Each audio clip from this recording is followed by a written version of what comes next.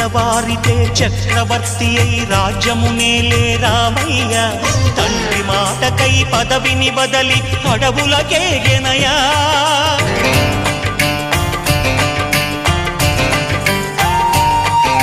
మహిలో జనులను కావగ వచ్చిన మహావిష్ణు అవతారమయ్య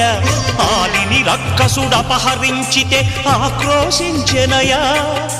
అసురుని త్రుంచి అమ్మను తెచ్చి అగ్ని పరీక్ష విధించెనయా సాగలి నిందకు సత్యము చాటగ కులసతినే విడనాడెనయ నా రాముని కష్టం లోకంలో ఎవరూ పడలేదయ్యా